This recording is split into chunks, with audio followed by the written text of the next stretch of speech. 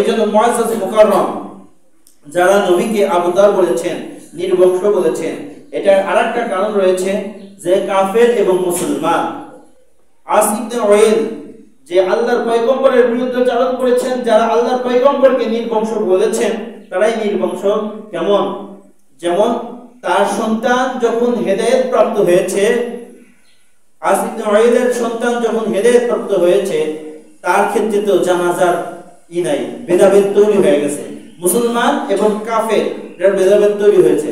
এই দিক দিয়েও আস ইবনে ওয়াইল প্রমুখ যারা আল্লাহর পয়গম্বরকে হুয়াল আবতার বলেছেন তারাই নির্বংশ।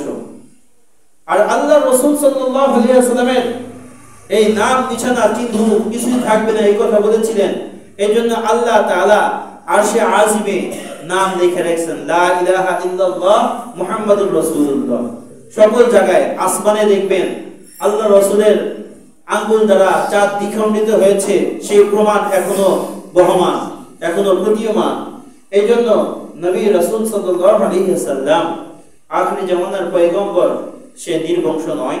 তার প্রতি যে সূরা নাযিল হয়েছে এই সূরার মাধ্যমে প্রমাণিত হলো যে আল্লাহ রাসূল সাল্লাল্লাহু আলাইহি ওয়াসাল্লাম নির্বংশ নয়।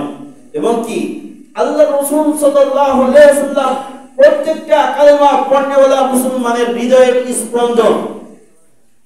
যখনই নবীর ব্যাপারে কোনো ব্যঙ্গ করা হয়, নবীর ব্যাপারে কোনো কটূক্তি করা হয়, তখনই লাখো কোটি কালেমা পড়নেওয়ালা মুসলমান রক্ত দেওয়ার জন্য, নবীর ইজ্জতের আঘাতের উপর, যারা ইজ্জতের উপর আঘাত এনেছে তাদের বিরুদ্ধে আচরণ করে, তাদের প্রতিবাদ করার জন্য শরীরের টকবক রক্তকে জমিনে ঢালতে দ্বিধা করে না। তখন ওই নারে তাকবীর বলে সকল মুসলমান, মুসলিম উম্মাহ মাঠে ময়দানে ছড়িয়ে ছিটিয়ে পড়ে রাসূলের প্রতিবাদে। রাসূলের ব্যাপারে যারা নিকৃষ্ট কথা বলেছেন তাদের প্রতিবাদ করার জন্য মুসলমান কালেমা পড়নেওয়ালা মুসলমান নারে তাকবীর হাঁকতে থাকে। এইজন্য ভাই রাসূল সাল্লাল্লাহু আলাইহি ওয়াসাল্লাম আমাদের সকলের হৃদয়ে স্পন্দন। এটা যদি মাইনে কেউ চলতে পারে তাহলে আল্লাহ তাআলা তার জন্য পুরস্কার হিসেবে হাউজে কাউসারের পানি রেখেছেন। তারা সকলে হাউজে কাউসারের পানি পাবে এবং হাউজে কাউসারের মালিকানা আল্লাহর পয়গম্বর থেকে রূহানি সন্তান হিসেবে সূত্র বেঁধে পাবে ইনশাআল্লাহ।